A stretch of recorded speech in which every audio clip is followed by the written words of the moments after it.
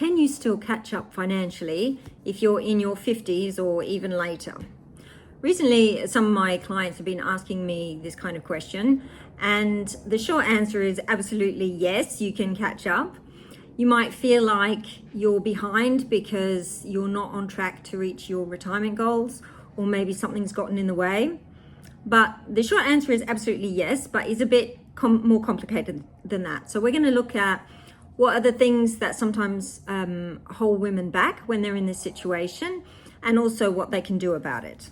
So what are some of the advantages that women have when they get to their 50s like me? First of all, you've got a lot of life experience, okay? So you might not realize sometimes that you've actually got some skills that make you either a good business person or able to make sensible business decisions, or actually you might even be a really good investor and you just don't know you are. You might have had some investments in the past that maybe didn't work out, but that you've learned really valuable lessons from. And so if you were to make another investment in the future, you might actually do really well because you learn those lessons. Another factor that's positive for women in this age group is that you might have the kids off your hands, or you might have your children old enough that they're less expensive. My kids are teenagers now, so I don't have to pay for any childcare, and that was like a really big expense when they were younger. In fact, it was higher than my mortgage. Often when women are at this stage, their earnings are usually fairly high. They're often at their peak of their earnings throughout their life. So that's another factor that you can afford to save usually, because you've got higher earnings than you had when you were younger. A fourth aspect is that your priorities might be clearer because you know who you are and you know what's important to you and what you really want, rather than when you were in your 20s and you were just trying everything. One thing that I notice a lot of women dismiss, but that's a really important factor, and that is that you already have some assets. You might have a home, you might have some pensions, you might have some investments, even if you don't understand what they are or don't feel like they're working hard enough for you. You might even have something like art or jewelry or antique furniture that could be more valuable than you realize. You might have some gold.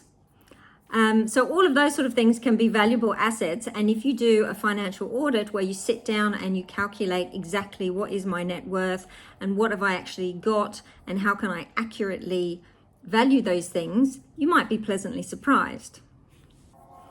Another factor is that even if you're, in your 50s or 60s or 70s, you can still get compounding to work for you. And I've seen people grow wealth incredibly quickly. I've seen a 19-year-old guy in France make 500,000 euros from real estate in a year.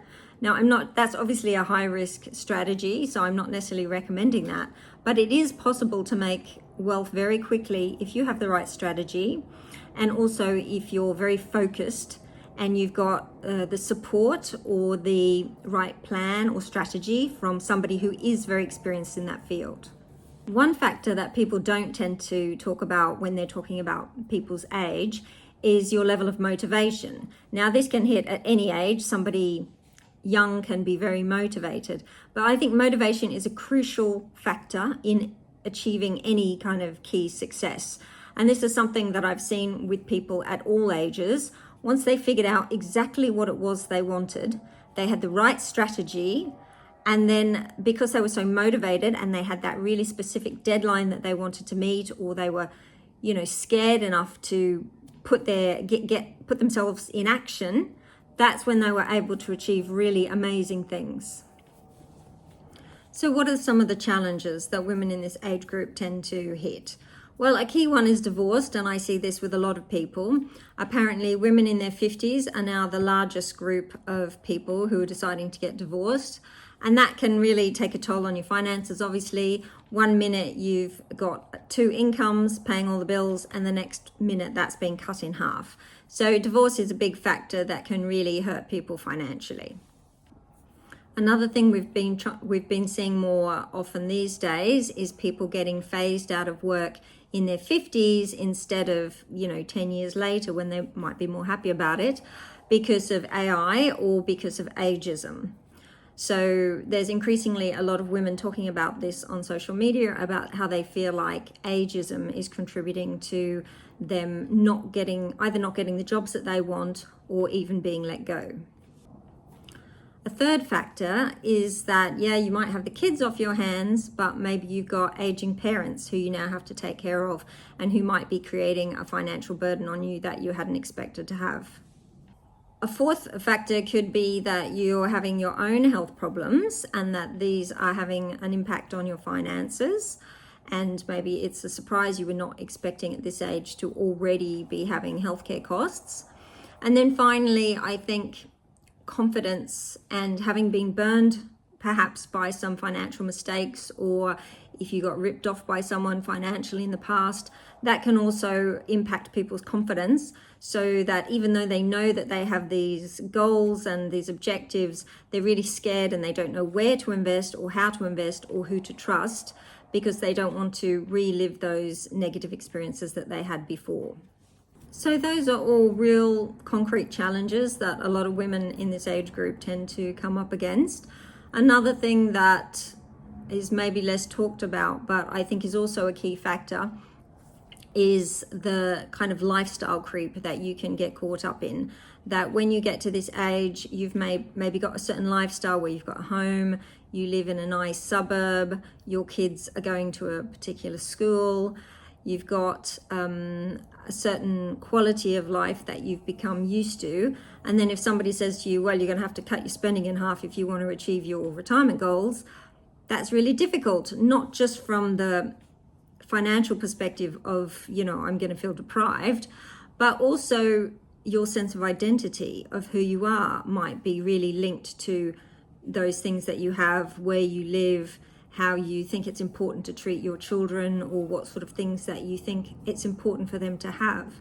So making that shift financially can be really difficult emotionally for a lot of women. And so sometimes they avoid it for a really long time, and they avoid making any decisions just because at a personal level, it's just so difficult. So what can you do about all of this if you do feel like you're behind financially and you're over 50? Well, number one is get some clarity. So with this, usually when I work with women, we do a financial audit where we sit down and we look at, okay, what have you actually got?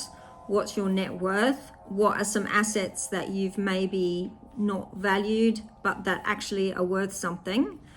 And are there any areas where your money is not being working as hard for you as you would like, and where we can put them somewhere where it's gonna work harder for you and really get the returns that you need to reach your goals? Secondly is assessing your skills. So this is where we look at your strengths, what you're actually good at. In money, there's three main areas that I talk about. The first is how good you are at earning it. The second is how good you are at managing it. And the third is how good you are at growing it. Now, some people I find might be really, really good in one area, and they're not even aware of that. So they've been sort of punishing themselves because they're not good at one thing, but actually they're really awesome in another area. So it's figuring out what are your strengths, where you do well, and then figuring out, okay, how can I plan based on what my strengths are? So the third step is creating this really simple plan with no jargon and some really clear action points, where you can maybe set up some automated savings and investments. You can put your money into things that you understand and maybe build up your money muscles in terms of your education and understanding and knowledge of investments. And then look at how you can educate yourself on the investment, so that in future you're able to analyze any prospective investments that come across your table, and you feel confident that you're choosing the right choice for you. The important thing to remember is that if you have been feeling that you're behind financially, you're not alone.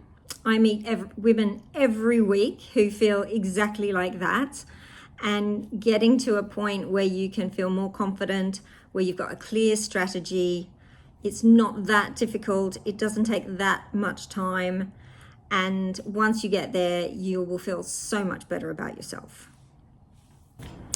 So if all of that sounds like you, then I'd love to invite you to one of my free workshops, which I do about once a month. And I'll put a link in the description so you can find out about how you can participate in that. If you want something more personal, I do financial audits and coaching with people. So I'll also put a link about that.